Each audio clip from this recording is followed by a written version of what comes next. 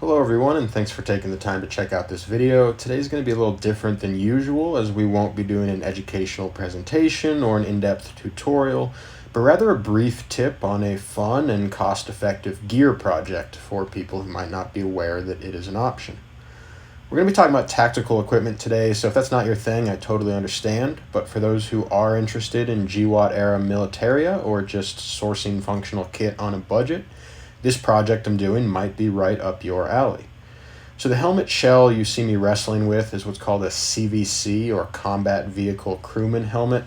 This is one of the earliest US helmet platforms to be designed around integrated comms, as the issued liner included Bose headphones and a mic, allowing vehicle crew members to communicate with one another in an extremely loud operational environment.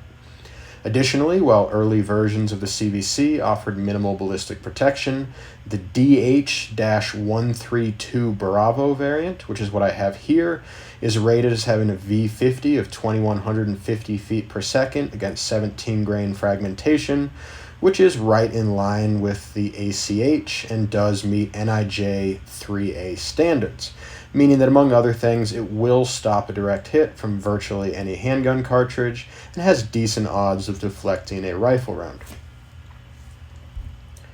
So to provide a little context on what I'm doing here, it's important to remember that high-cut ballistic helmets such as the Ops Corps have not always been around. In fact, if any of you have ever watched Black Hawk Down and wondered why in 1993 the most elite combat troops in the United States Army were wearing a mix of K-POTs and Protex skateboard helmets, that's not because they lost a bet or something. Those were really the best options at the time.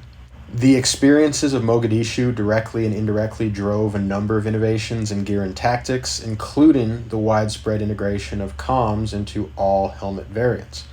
One of the earliest and most notable iterations of this process was the SOHAH, or Special Operations Headset Adaptable Helmet, which was a craft modification of CVC helmet shells by SOF operator types. These improvised helmets were so effective that Gentex went on to produce new production SOHAs without even modifying the original CVC shell dimensions.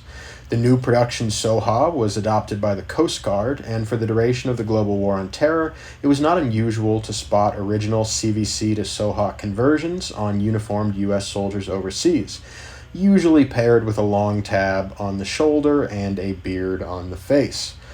So history lessons aside, those days have come and passed, and that's PAST, not PASGT. Those days are even further behind us. Stupid Army acronym jokes aside, CVC helmets are still being made to this day, and surplus shells are pretty affordable and available. The shell I'm working on here I got on eBay for $125 delivered, and after buying a couple parts that I didn't already have lying around, I'm going to end up with a US-made, government contract ballistic helmet, using a historically significant and combat-proven conversion method, all for right around $200. Obviously, that's not pocket change, but when compared to a $350 bump helmet or an $800 ballistic helmet, that's a pretty serious bargain if you ask me. All in all, the conversion is not that difficult, although like anything, you need to pay attention to what you're doing, as Kevlar can be a difficult material to work with. I'm not going to be providing a step-by-step tutorial on this conversion for a few reasons, not the least of which is the fact that I don't have any formal training in armor maintenance the way I do with firearms.